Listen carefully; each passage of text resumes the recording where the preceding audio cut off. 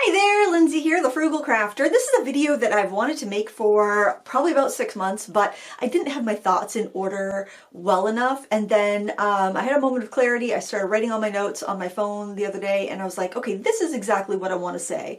Every time I thought about making this video before, I thought I might come across as judgy or condescending or just way off base or hypocritical. And obviously, I didn't want to come across that way, but as you know, I lay it all out there. I'm not a perfect person. I never claim to be, and I know that we all make personal decisions that are best for us at the time. That's the best we can do, right? We can do our best every day, and we might make some mistakes, and some things will turn out well, and that's, that's life. Mistakes, life is made in the messes, as they say. So, what I want to talk about today is TEMU, and what brought this back to my mind was I was on Facebook in a stamping group, and actually no, I wasn't. This was just a colleague in the arts and crafts industry that posted something on her personal page. But because she's a colleague in the kind of stamp industry, paper crafting industry, a lot of the people weighing in were other people that had businesses in the stamp and paper crafting industry, and they were ranting about TEMU. And I haven't really come out and said much about TEMU. And if you don't know what TEMU is, I can't imagine that you're watching a video and you don't know what TEMU is. There's probably a TEMU ad played before this video started. That's how much they are advertising now. It's basically a company kind of like Amazon, kind of like AliExpress, kind of like Wish. It's like a marketplace type of company. So, like Amazon will have products that they sell, but then they also have a bunch of third-party sellers that also sell products. I buy a lot of our supplies from third-party sellers on Amazon. Sometimes they're coming from Jerry's Autorama, sometimes they're coming from Blick, sometimes they're coming from Lightwish, sometimes they're coming, from all these different little companies that also will sell on Amazon. Sometimes they're coming from like the Society for All Artists out in the UK, or a coloring company from the UK. They're coming from different art supplies sellers that also sell on Amazon, because that's where the people are. It's if you're a consumer, it's easy to buy on Amazon because you've got your information stored. If there's ever a problem, you don't have to fight with some no-name company. Amazon will, refund your money if you get scammed. I mean, there's a certain amount of security there, and that's why I usually shop between Amazon, Blick, Jerry's, Merry Artist. There's only a few stores that I shop on online, because if I'm buying clothes or shoes, I need to go and try them on, because I hate returning stuff, and I just want to make sure I know I have what I need, what I want, and I don't have to deal with returns and things like that. So TEMU. So this company came on the scene. I was aware of them, I would say probably around January. I got an email I got many emails from them, but I was curious because I'm like, why are all these different representatives from TEMU contacting me? And I get a lot of cold solicitations that are kind of like, we love your style. Would you like to do a try-on haul? It's like, these people have clearly never watched my channel, because this is me being fancy because I'm filming a video. I've got a secondhand workout shirt on. I've got leggings because I got back from walking the dog. Basically, I'm wearing this because it doesn't have paint on it. I'm not a style fashionista that you would reach out to if you had some clothing brand that you want to promote. But I get all these like ads for clothing brands and skincare brands and jewelry brands and stuff. And it's like, you are barking up the wrong tree and you've clearly never seen my videos. But I was curious about this. So I clicked through to see their store, and I clicked to see the other sponsored videos that they sent me to show what they were looking for. And I'm like, look, this isn't me. I'm an arts and crafts channel. Thank you for reaching out, but this isn't, I don't think this is going to work out. And they said, well, actually, we have a lot of arts and crafts products. Would you like us to send you some? You can pick out, a couple $100s worth of stuff, and we'll send it to you, and you can do a review. I'm like, I don't think so. But I did look, and everything was like, 50 cents and, $1. Stuff was like crazy cheap. I'm like, this cannot be legit. There's just no way they could be selling the stuff this cheaply. But I also like to practice my negotiating skills, and I'm like, even especially if it's a job that I don't really care for, I'm not gonna say yes to. A lot of times I'll practice my negotiation skills, and so I gave them a crazy price. I'm like, okay, what about my rate is blah blah blah for a video? What do you think? And I rarely do sponsored videos because I like to have a little more freedom, and it's a privilege. I don't have to do sponsored videos, and that is a complete privilege that not everybody has. I am in this arts and crafts space on YouTube, and I'm suffering waning views just like many other creators in this space. And I've got 2 kids in college, so it was very tempting to take a lot of sponsored videos because you don't know what YouTube's going to do next. It's a rough ride and it's not predictable, and it is an absolute privilege to say no. So if you see some single mom out there posting a TEMU haul, cut her some slack. You know, you have no idea what she's going through and how hard it is to make a living out there. So, you know, it's a privilege. I fully understand that. And so I gave them this price thing, and they're going to say absolutely not. But I'm like, it's always, I don't know, you got to keep those skills up. If you are an entrepreneur, if you have your own business, you got to practice negotiating. It's not fun. It's eating a frog, as they say. But, you know, just, and I had nothing to lose because I wasn't planning on saying yes to this job. And they came back and said, absolutely, we can make that work. And then I was like, well, that's kind of tempting. But so I played the scenario out in my head. What if I say yes? Thinking about saying yes made me feel kind of sick to my stomach. And so I'm like, well, that's probably a sign that you shouldn't do it. I talked it over with my husband. He's like, if you feel sick to your stomach, don't do it, you know? And so I said, well, thank you very much. I've changed my mind. I don't think this is going to work out, but thank you for the offer. And they were completely polite. There was no, you know, other than just like, I'm looking at the price. I'm looking like, geez, it doesn't seem legit. And then I asked myself, would I shop there myself personally? And the answer was no. I wouldn't risk putting my credit card number into their website because I don't know them, and it's like, how could I ask you to do that if I wouldn't be willing to do that myself? So I'm like, yeah, it's got to be a no. Not that I'm judging anybody else for doing it, but for me, it had to be a no. And so then I kind of forgot about it. I kept getting emails from other representatives from TEMU and started sending them to spam. And that was that. And then I saw the Super Bowl ad, and I'm like, wow, they must be kind of legit because they're paying, you know, millions of dollars to advertise in the Super Bowl. And then I saw tons of ads on Amazon, but they were these obnoxious ads, like 25 cents, you know, just like these people yelling these crazy low prices.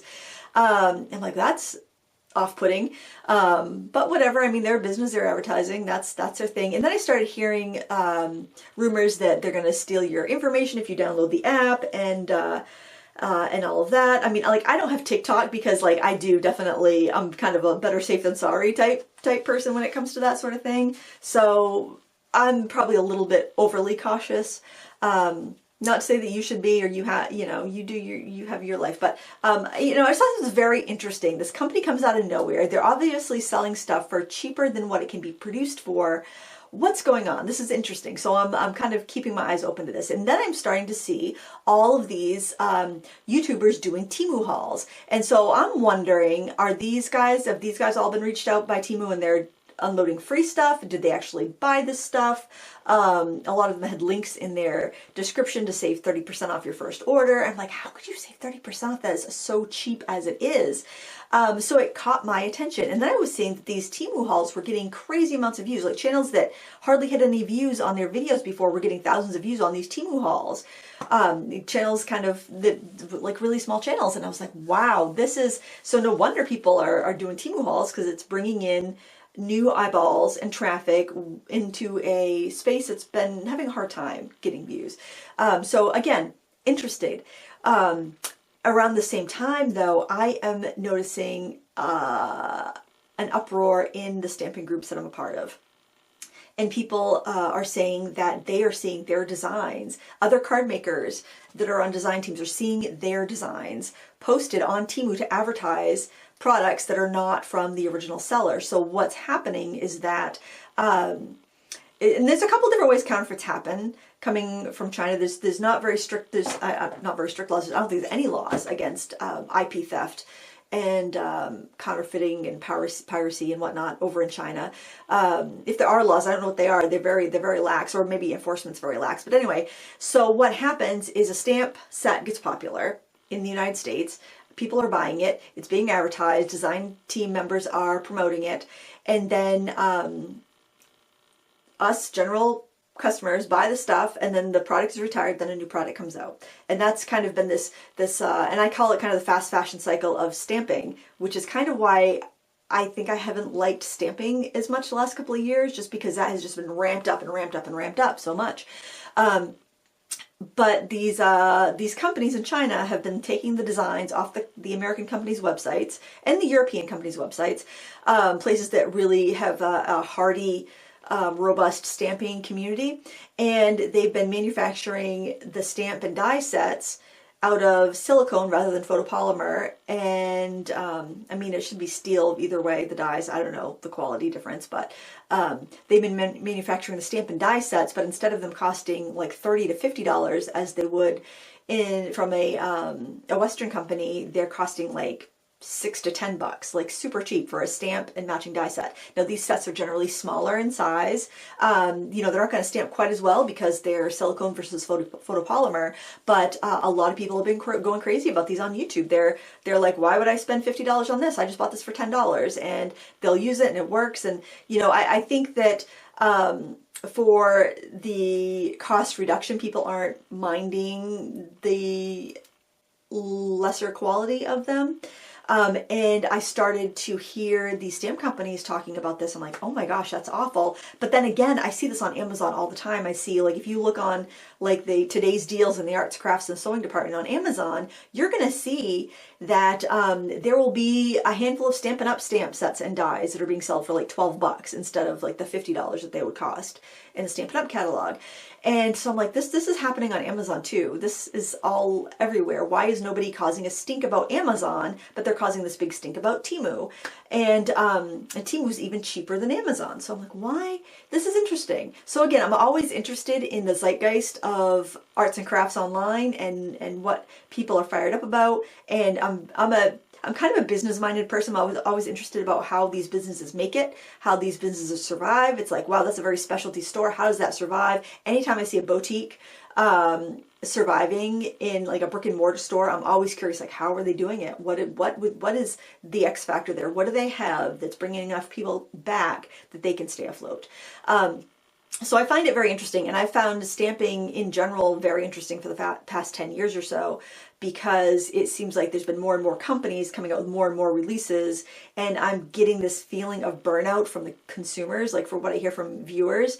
And it's really funny because I often will hear influencers say, well, I have to use the latest products because people get frustrated if I use a stamp set you can no longer buy, which I kind of think is BS, because if I'm stamping something and I'm using a butterfly that I bought 15 years ago, you don't need to use that butterfly. I think it's a pretty easy translation in any crafter's mind. Say, I'm going to use the butterfly stamp that I have, or, oh, I don't have a butterfly stamp, but I'll just go buy one that I like. You know, I don't think I need to buy every new butterfly, even though I like stamping butterflies. I like stamping cupcakes. I like stamping flowers. When I'm looking at these new releases, I have to say, is that something new and different and better that's going to make my collection more useful, or am I just replacing something I already have? And if it's a replacement, do I like this stamp better than the peony stamp I already have in my stash, or do I like this new peony better? You know, at that point, it's kind of like a zero-sum game. If I get this, then it's just replacing that. It's not benefiting me at all. It's benefiting the stamp company, which is great. It's keeping money in that industry. But you know, anybody seeing that card that I've made, they can find something similar. It is a bummer when you have beautiful stamps and you can't get them anymore, like the flower fairy stamps. I wish somebody else would license the flower fairies. I'm not going to buy them because I already have them all from Crafter's Companion, but other people would like them. That's a real bummer, because it's like, when you do something that's so unique and unusual, like the old Museum of Modern Rubber Stamps, those are so great, and you can't get them anywhere anymore. So I mean, that is definitely a bummer, but for the most part, you can find something to make do, you know.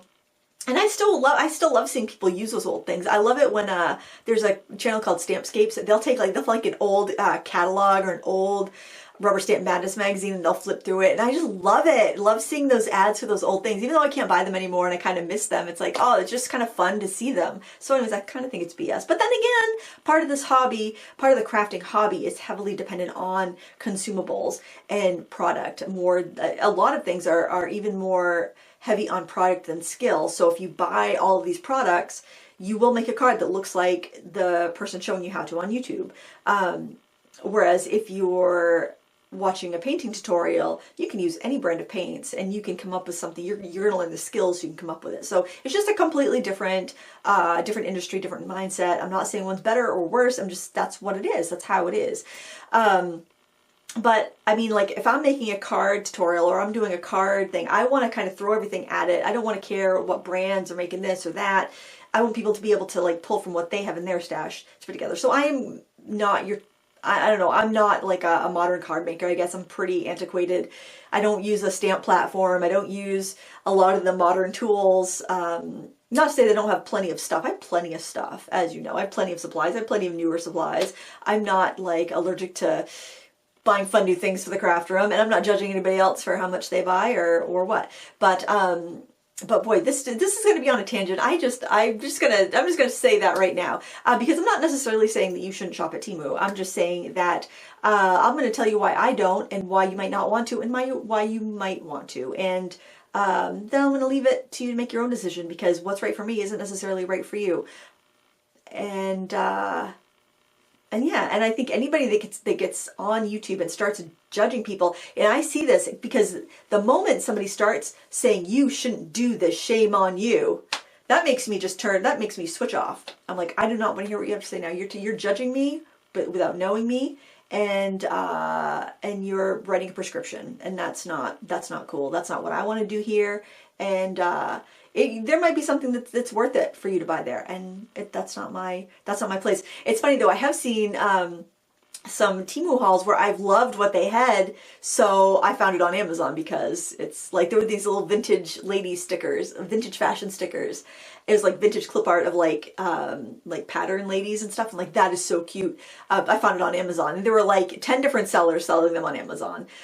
So yeah, did I pay a couple bucks more for it? Probably. But I knew that my credit card information wasn't gonna go onto some sketchy website, and I didn't have to download some crazy app. And the other thing that I don't like about Temu, and I see this on a lot of other websites, Arteza does it, I don't like it. It's when they gamify the shopping experience.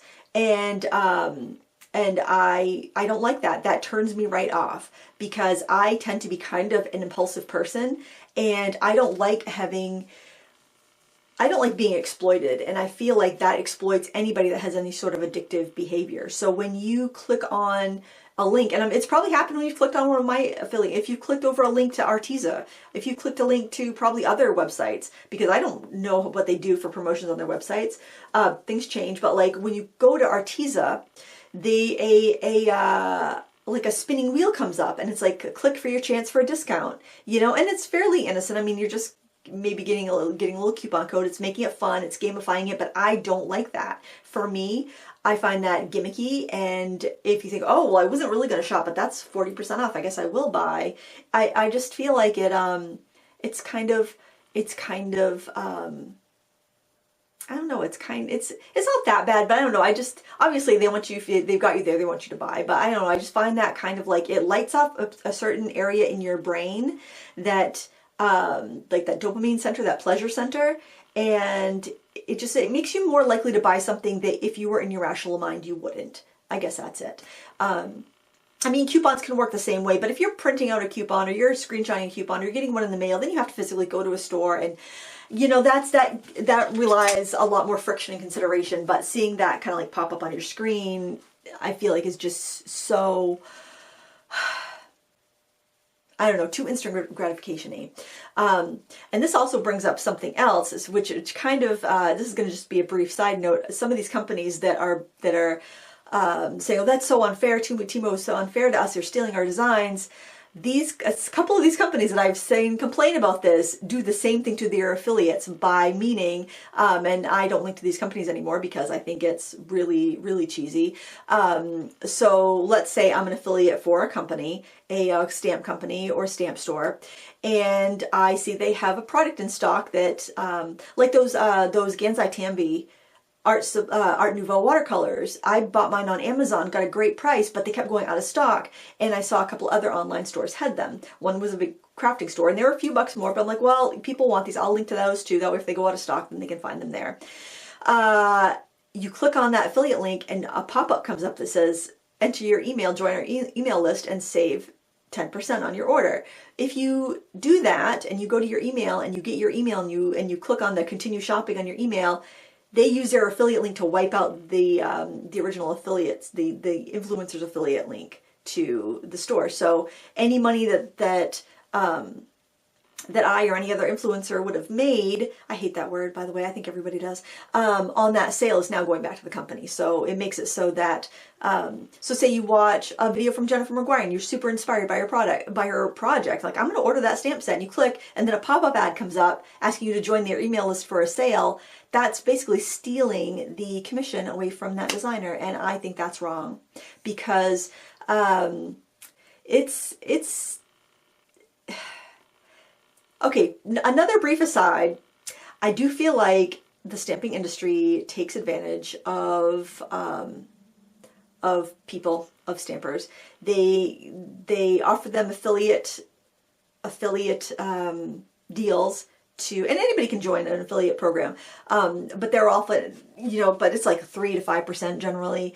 If they really want you to make videos with their stuff, they'll often give you a custom affiliate link code that might be like, or deal, which might be like 10 or 20%. So you make money, but you only make money if you get people to buy the product. So they have to click the link and they have to buy it.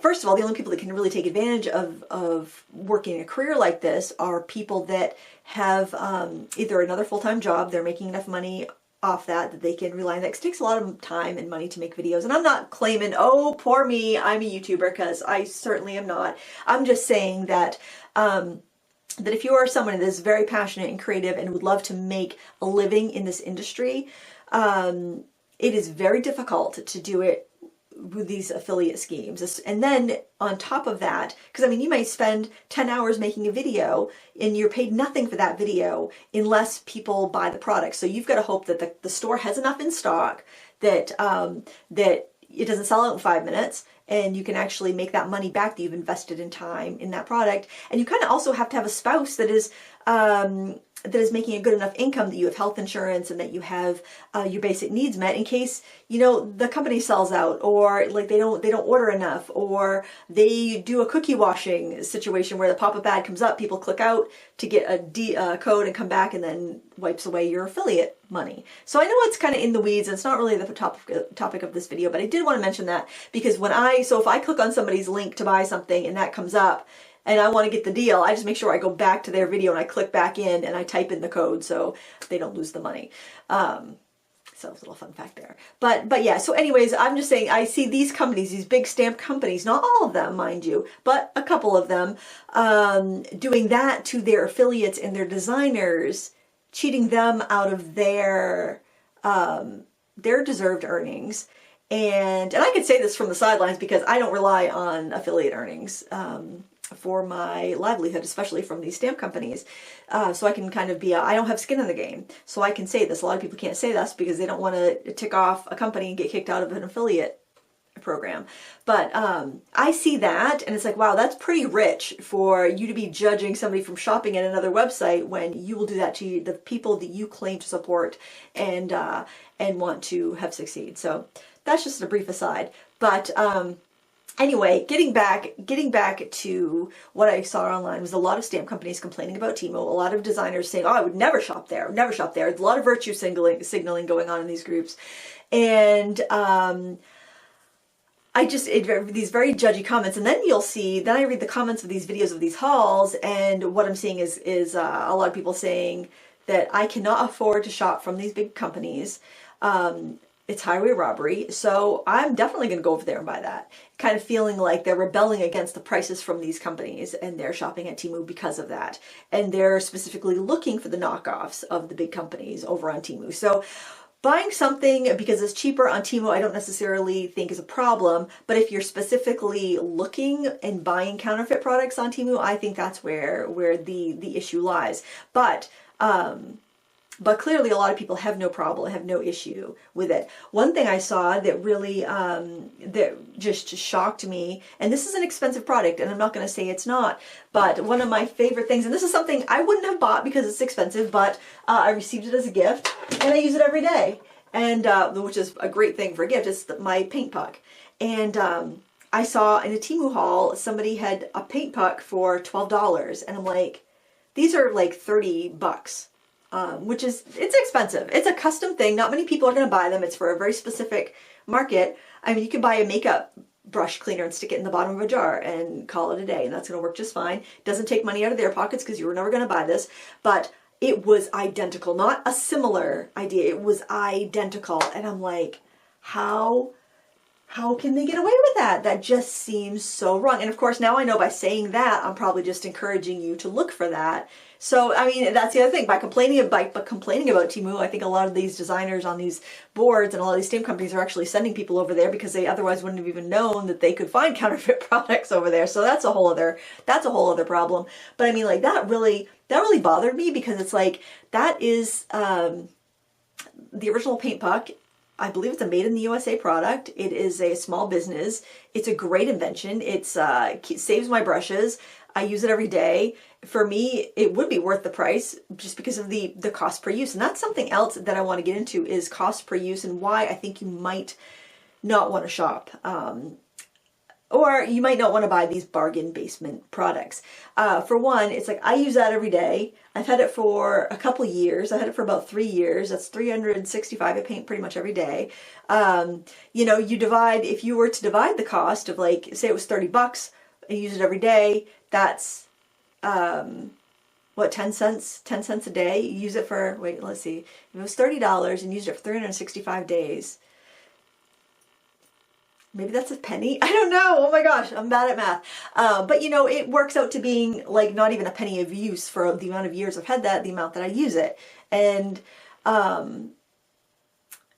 so that's a really good value. I could buy some knockoff, maybe it would leak and I wouldn't use it at all. I paid $12 for it and used it once and, you know, well, there's $12 down the drain. So the same thing with the stamp sets. I bought a stamp set called the Occasions Alphabet from Stampin' Up. It's in my card over there because I use it all the time. I'm not that I make stamps, cards all the time, but anytime I do, I reach for that stamp set.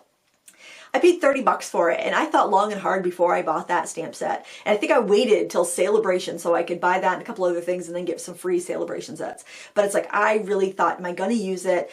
It's really great. I love that I can punch it out or die cut it out with any of the random size dies that I have. I can use my frame stamps around it. It's just, it has like cute little, like it's got a letter and it's got a little, like a little definition, like B is for birthday, hope yours is great, or something like that. And I don't know if that's one of them, but you know, you get the idea. And since I thought so much about buying that stamp set, I put so much consideration in it. I ran it over in my mind so many times, how I would use it. That was really sticky in my brain. I know I have it. When I know I need a sentiment, that's what I look at first. Do I have something in here that's going to work before I go digging through my sentiment binder?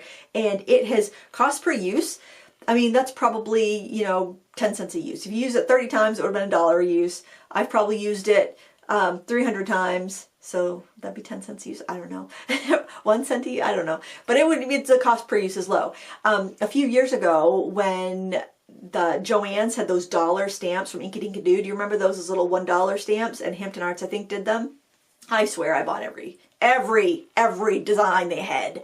And I bought the little baseball card page protectors. And I put them in their little baseball card page protectors. And I flipped through there.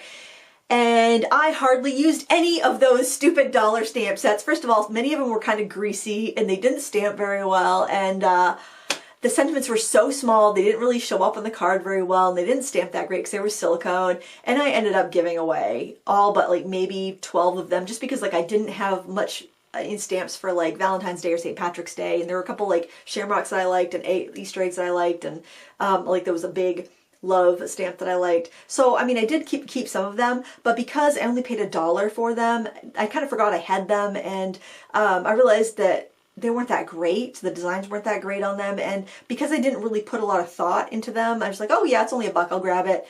They never were sticky in my mind. So if I was going to go make a Halloween card, chances are I'm not going to use one of those stamps because I don't even think of them. I'm going to think of like my Stampendous or Indigo Blue or, you know, some of the other, my Lost Coast Design, some of my more better ones, my favorite ones, the ones that I like really thought about before I bought, because you know, you're not just going to buy a $20 stamp on a whim. You're going to think about it. How many times will I use it? Do I really like it? Is it really different than everything else I have? So that's probably my biggest reason why you might want to avoid some of these cheaper products, just because a bargain is not a bargain if you don't use it. Think about your cost per use. Think about what you already have. Is this better than what I already have? Am I going to choose this ever over the product I already have? And that's a struggle I have. That I am, when I see a bargain, it is tough. It's tough to resist it. I have purchased stuff on yard sales that I've never touched, you know, just because, well, I can't pass it up. It's too good of a deal to pass up. I have donated so much stuff because it was bargains that I couldn't pass up. And then I realized I am not using that. So do you need to be a halfway point between TEMU and Goodwill? Do you need to be a halfway point between a yard sale and Goodwill? I mean, you got to kind of ask yourself that. If this product that you're considering buying on TEMU that you know is counterfeit is not, you wouldn't use it enough to justify spending $10 or $20 or $30 on it from a stamp company, are you going to use it enough to justify buying it at all, knowing the quality is going to be a bit lower? And because, I mean, they are selling it for less than what the American companies are manufacturing it for. Plus, another thing to think about, and I think about this even as a vegetarian, and my diet is vegan, I think about this all the time. It's like, is this worth the full cost of the item? So I'm not talking about the cost of my pocketbook, the cost of the space on my shelf and dusting it and all of that, but is it worth the cost of whatever pollution was created to make it? Is it worth the cost of potentially exploited workers that have been making it? And I mean, that's kind of weighs on your conscience when you think about that.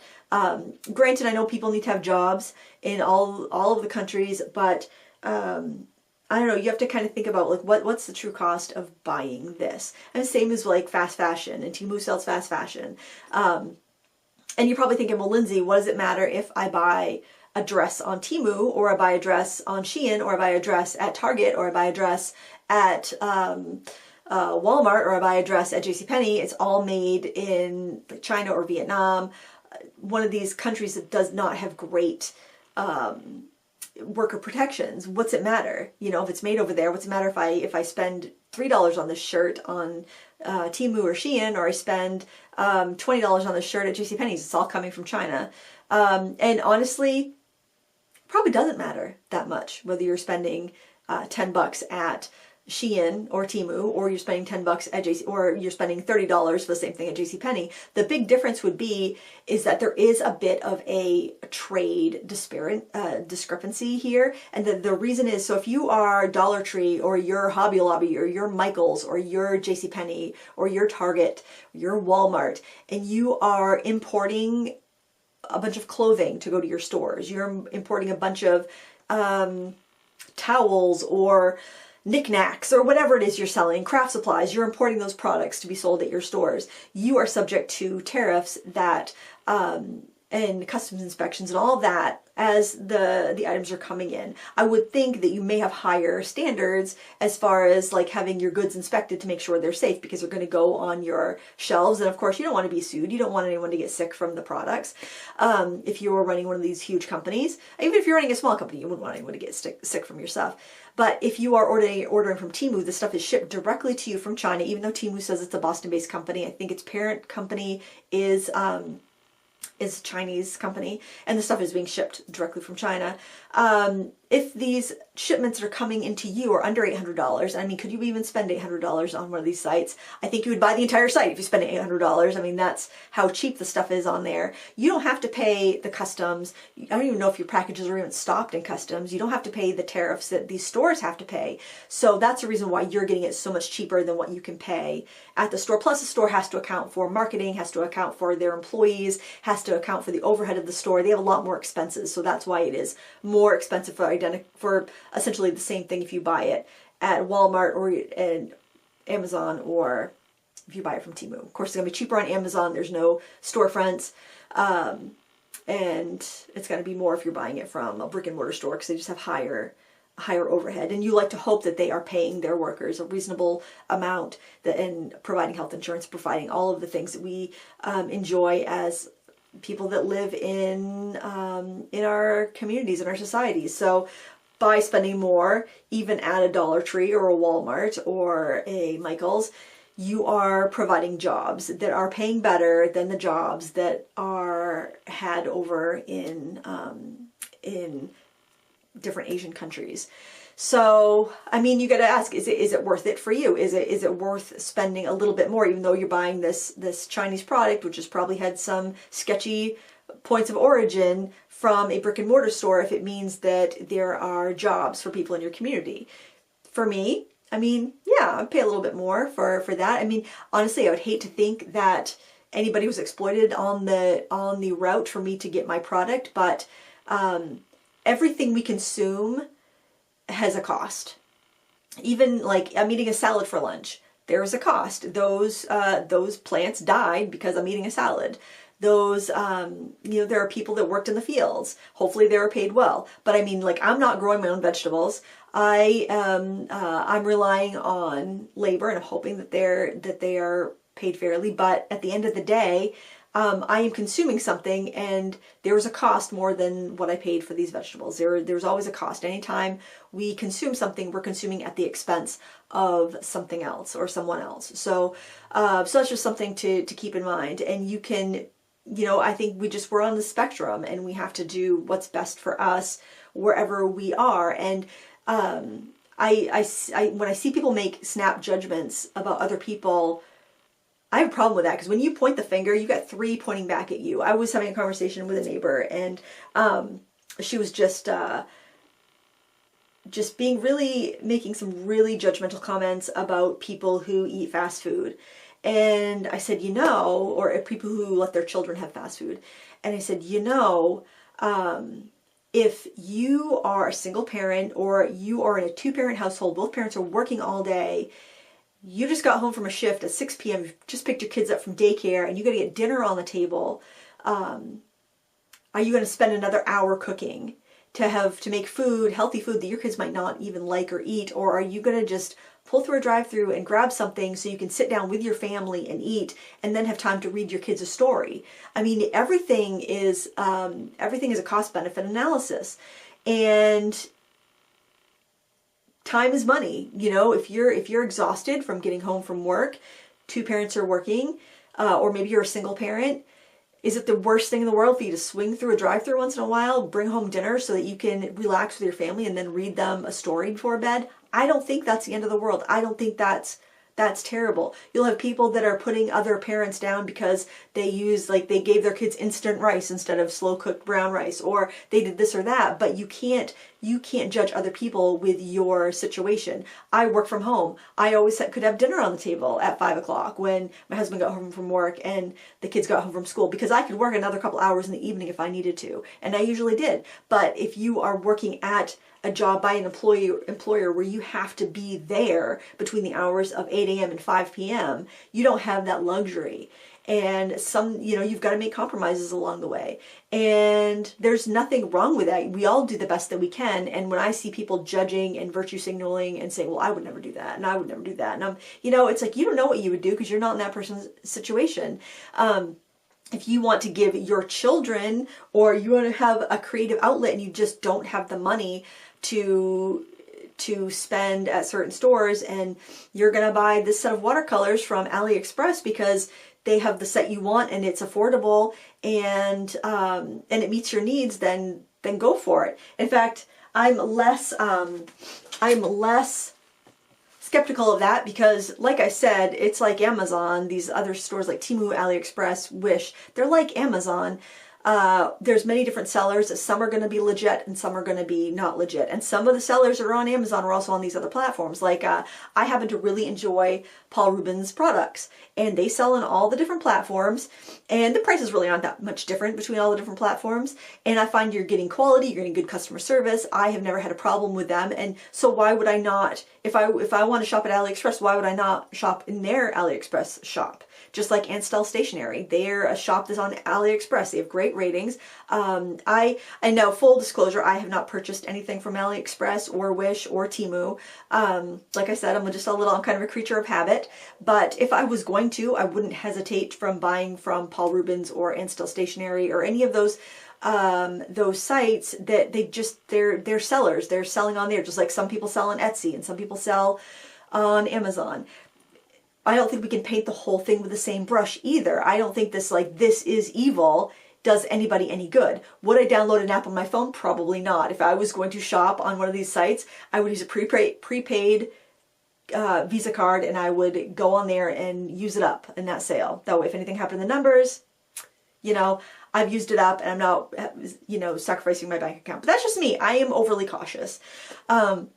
or maybe I'm not overly cautious. I'm just overly paranoid, maybe. I don't know.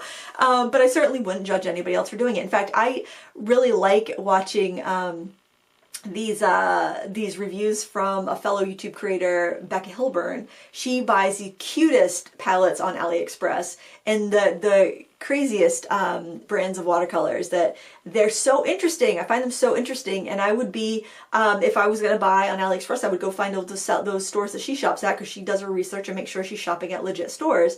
You know, there's good and bad. The thing that I think is kind of funny is that all of these, and I'm not going to say all because obviously it's not going to be all, but the majority of these influencers that I see on the stamping groups that are disparaging TEMU, say never shop there, they're awful, don't ever shop there. They don't raise a stink about Amazon.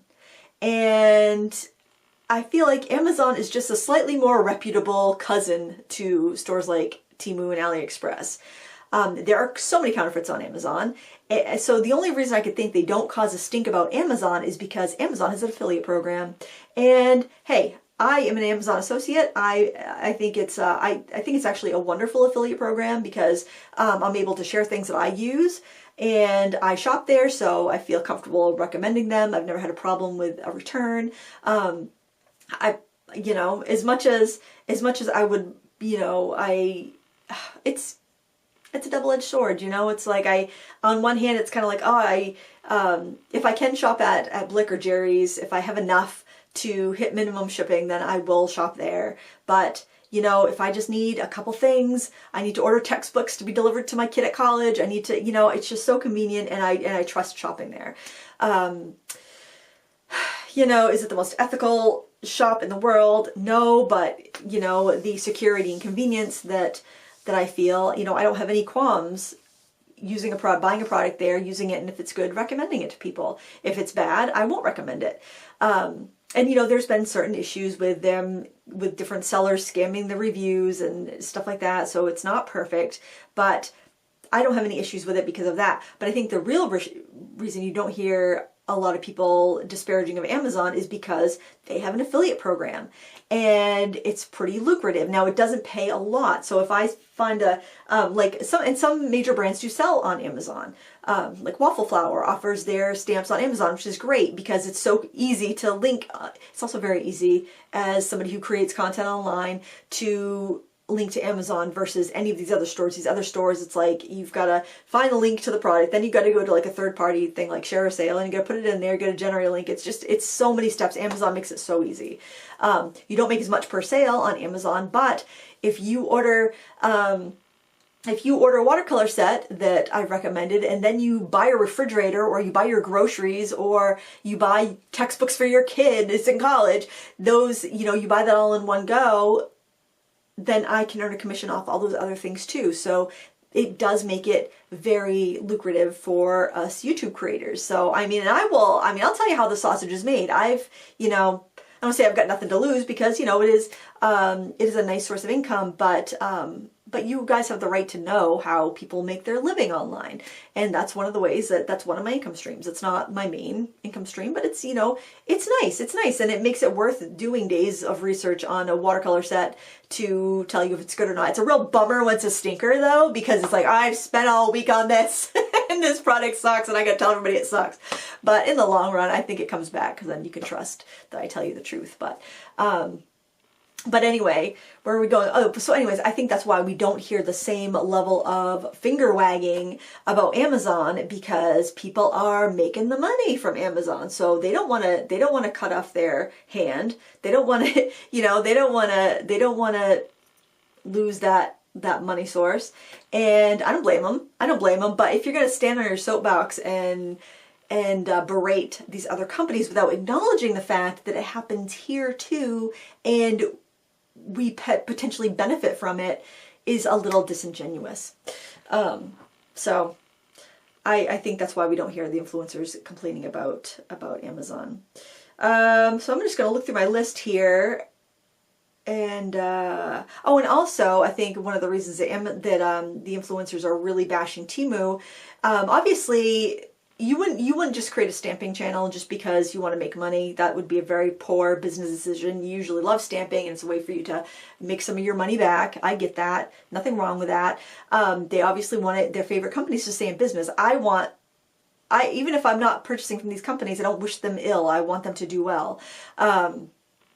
But another reason they don't want you shopping on Temu is because that cuts them out of the equation. If you're not clicking through their affiliate links and buying the legit products, or even buying something from Amazon that might not be legit but they're still getting a cut of, then of course they don't want you to shop at Temu or Wish or AliExpress, because they get nothing from you getting inspired from their videos, then going over there and buying a counterfeit product. So I mean, I think that's one of the main incentives for influencers to, you know, crap all over Temu. So we've talked about why people are telling you not to shop there. Talk about why people do want you to shop there. Like Temu reached out to me. They're offering to pay me a lot of money to show off their products. So there would be a lot of people that would want you to shop there for that reason. Also, Temu Hauls do very well, so it's very incentivizing to post a Temu Haul, even if you're not going to earn any money off of those sales, and even if you haven't been paid or been given free product from Temu, you're going to get a lot of views, and those views would result in you making some money on YouTube via ads, or might result in you being eligible for the YouTube partner program, which you have to have, I don't know what it is. I've been, back in the day when I started YouTube, you had to be invited to be in the partner program, and I was invited, I think, let's see, I started in 2010, I think it was like 2012, they invited me to be in the partner program. Then a couple years later, they just let anybody do it, and then they restricted that a few years ago, and made it so you had to have 1,000 subscribers and like 4,000 hours of watch time in a year or a month or something, I don't know. And then they just dropped the restriction to something else, so you could have like channel memberships and super thanks or something. They're always changing. But you know, if a Temu haul can get you up to those numbers so that you can become monetized, I mean, that's incentive for YouTubers to promote them. So it's always good to be critical and think about why somebody is recommending something or not. That's why I tell you if I've been giving something for free. That's why I tell you I write affiliate links used in my description if I'm using affiliate links. So you can decide whether you think I might be honest, or you might think, hey, maybe she's sketchy. You have the right to decide how you think I am. I'm not going to hide that from you. If I'm given something, I'll tell you. If I bought it, I'll tell you. If I bought it, I'll tell you how much I paid. And regardless if I bought it or not, I'm going to give you the same truth. But if you want to decide that my truth might not be trustworthy if I've been given something, or if I stand to make money off of it, that's your choice. You need to be able to have that choice. And I think a lot of people skirt around some of that stuff. So might be costing me money, but I'd rather you get things that you're going to use, and I'd rather have a critical thinking audience that is smart, that is going to not buy crap they're not going to use, that will think about their purchases and buy stuff that they're going to use, regardless if they pay for it. Regardless if they pay for it. Don't go stealing things. No, don't do that. Regardless how much they pay for them, you know. Dig stuff out of the recycling bin. Use that. You know, save it if you're going to use it. But I just want to put out kind of this has been so long. I hope I haven't bored you to death. You're probably doing your laundry and washing dishes, I don't know. So the reasons I think you might want to be really critical about shopping at sites like Temu is, you know, there may be some privacy concerns with your data that you put into these websites. That is something that could happen anywhere, but I would think specifically in websites based outside of the United States. If you're a United States citizen, you might want to be cautious of it. I don't want to be xenophobic or say don't trust this site because it's Chinese. And actually, Temu is supposedly based in Boston, Massachusetts. But you know, if you want to, you are allowed to be critical of that. You are allowed to be critical about where these products are made. Are they made in sweatshops? Are workers exploited? Are workers exploited in their factories? There's been a big brouhaha over Shein doing this kind of like false PR, inviting influencers over to see their factories, but it being kind of a stage factory. But am I going to say don't shop at Shein when I have the privilege that, look, I'm wearing stuff from I have so many friends that are similar size to me. So if they're going to go to Goodwill, like, hey, you want to look at any of these clothes before I take them to Goodwill? You know, yeah, I will. I've got two daughters that wear similar sizes to me, so I'll look through their stuff before they take it to Goodwill. I can shop in pretty much any shop and find my size. I am an average size person. If you are plus size, you may have a more difficult time finding clothing that is cute and trendy in your local stores, that is affordable, and your main option might be Shein. If you are if you just don't have the time or money to go in and shop and you just need to order a bunch of stuff and try it on, you know, I can take an afternoon and go to a shop when it's open, try and 40 things to buy 3 blouses and a pair of jeans because that's what I happen to need. I hate shopping, but I will suck it up and I will do that so I can find just what I want. But you might not have a couple hours in the afternoon that you can just waste just trying on clothes and doing all that. I can't tell you how to live based on my experiences. You have to do your best from your experiences. So I can't say don't shop there when that's the only place you can find reasonably priced, suitable clothing for your size. It's not right for anybody to prescribe to anybody else what they should do. So, so yeah, you know, you have to weigh those pros and cons. And I'm not even going to say that like their clothes may be poorly made. I don't know. I haven't ordered any, but I do have friends that have ordered from them and say that they're good. One of my favorite dresses I paid $5 for at Family Dollar on a vacation. I had there was a little family. No, what is it? Not Family Dollar, Dollar General. It's the one with the yellow signs. So there's one near this place where we would rent a cabin and camp. And it was always kind of a kick to go in there because we don't have them in my town. So I don't get an opportunity to go in there very often. I found this dress. It's a yellow one with the flowers on it. I wear quite a bit. It is the softest cotton material. I can't believe how it's so soft. I wear it at least once a week in the summer. I've washed it hundreds of times. None of the stitching has come out. The fabric's still in beautiful condition. The dye is held up so well. It was $5, so that's got to be some fast fashion, what do you want to call it? Magic going on there. I don't know why it was so cheap, but the quality is high. All this to say is the quality was really high on that. But of course, I'm expecting it in person, and I bought it just because, oh, $5, what the heck? It turns out to be one of my favorite dresses, but you know, it could have just been something that I ended up donating or threw into the back of the closet. But you can find good quality stuff. You just need to be shrewd and you need to be considerate when you're buying something. Will I really wear this? Do I think this will be something that I'm going to keep? And maybe if you do order these places, maybe try it on, post a photo. Because that's one thing I saw that site had. Because I have looked at cute tops on Shein. I haven't bought any, but one thing I see is that people post themselves in those outfits. You can see how it's really going to look on a real person instead of a model on the website, which I think is extraordinarily helpful. And it's a way to lessen poor purchases, I think. And that's helping out your fellow people. So is it the most ethical place to buy clothing? No, but I heard that if you were to buy a t-shirt that was ethically produced, it couldn't be less than $30. And I don't know anybody that can spend $30 on a t-shirt. So what's the chance you could pay what it would cost to buy ethically produced anything? And it's very discouraging. I'm not saying that to just be like, well, it doesn't matter, just buy whatever you want, anywhere, buy as much as you want. I'm just saying, just be considerate and make sure it's something you're going to use. So if it is coming, everything you buy is coming at the expense of something else. So just ask yourself, is this worth the money I'm spending? Is it worth taking up space in my life? Is it worth, how much am I going to wear it? What's the cost per use? Because maybe buying a pair of Levi's for $80 is going to be a lower cost per use than buying a pair of $10 jeans at Walmart. You know, I mean, it's the same thing, cost per use. Although I've seen my daughters buy jeans in the men's section and they are so much better quality and they're cheap. They're like $20, $20. I can't believe it. So there's a hot tip for you. Just buy it in the men's section, ladies. So yeah, I guess that's all I want to say. If you're buying inexpensive stuff, assume it's made in a sweatshop and ask yourself, is it worth it? Am I going to use it enough to justify the cost of somebody's labor, the cost of my money, and the cost of space in my home? And do the best for yourself. We're all just trying to do our best every day. And I trust you to make those decisions. I'm not going to prescribe anything, but that's what I think about it anyway. Pretty gray and convoluted, but that's me, I guess. Thank you so much for watching. I appreciate you. Until next time, happy crafting. Bye.